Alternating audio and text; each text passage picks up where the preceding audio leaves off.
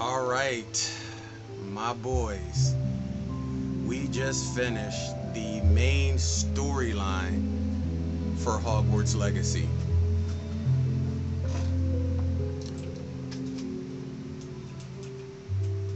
Turn it down a little bit. So,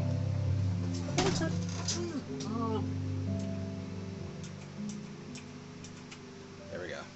All right, cool beans.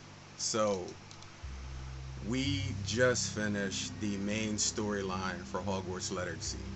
It's a little over 46 and a half hours that I did. I did a lot of running around, a lot of changing things, side quest.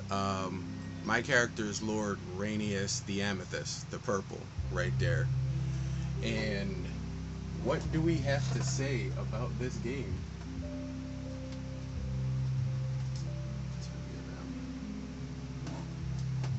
What do we have to say? Well, first, let's give it the scores all across the board. Story, solid 9.5, almost perfect. Graphics, amazing. I know there'll be subsequent patches that come out to help with some things, some stutters here and there. I know everybody online has been having issues with smooth gameplay and choppiness and frames dropping. But for what it was, I've literally been glued to this for like the last 2.5 weeks, maybe 3 weeks. Playing here, playing there, putting an hour here, putting a couple hours in there. And I like that when you complete the main quest, there's still a little bit more to go. That's one of the main things that I like. The story itself took me places all across the rainbow. And some of the storyline wraps in the end, I really wasn't ready for. Ominous, Sebastian, and that storyline I wasn't ready for. Warlow, Ramrock. The game went there. In some ways, I would say I experienced the world of Harry Potter better than I had watching the movies, because this one puts you as a part of the game. And as you can see, everything is lit up green for the House of Slytherin, which I am a part of.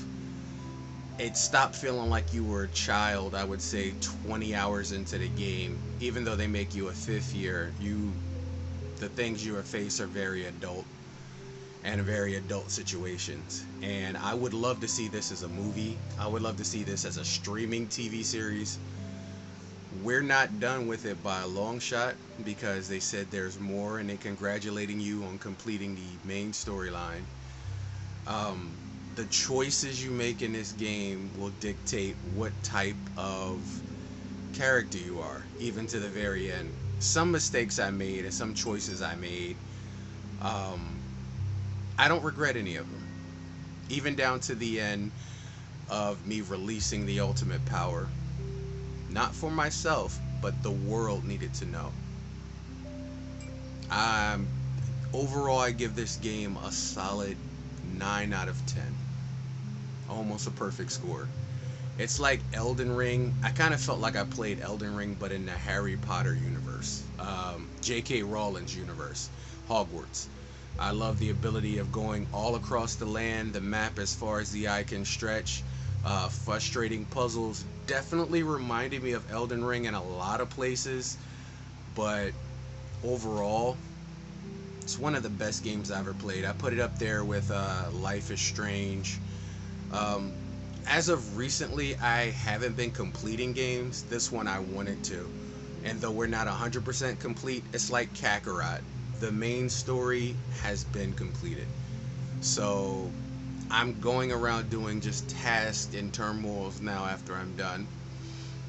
And I'll be happy to finish it. But the epic battle, when they show up, it reminded me, I'm not the Chamber of Secrets, I would say it reminded me of Order of the Phoenix, when Harry and his godfather, Sirius Black, were fighting all these Death Eaters, and then all of a sudden everybody started separating in, and they were all there, and then you just had this ginormous battle. Um, it was pretty damn awesome. We end up losing a lot of characters in the game, and each one of them, the people who produced and made and worked on the story of this game did an excellent job making you feel those losses. Some of them I was unprepared for. I wasn't thinking the story was going to go there, but it did. So clearly this was not intended with young children in mind. They did censor some of the scenes, which I kind of like. I mean, it had enough gore, but some of the scenes I don't know why they censored, but then I understand because children will be playing this game. Um, I definitely recommend you play this game. This game to me was unlike an experience I've had in a very long time, and I enjoyed myself. I enjoyed the frustrations of the puzzles and the trials, the tribulations, the separate storylines, all those separate, completely cohesive. I like the ability of everything you loved about J.K. Rowling's universe, you being able to explore an exclusive detail, something that the movies just can't give you. The movies glance over them, pass over them, and then they keep going. Here, you're able to be a part of that world, a part of that existence. You are part of that universe now. And I love the fact that you get to create your character to be part of that universe, no matter how you want it to be. And it has been a journey, and we close the chapters on another game. The book is not over. The main story is.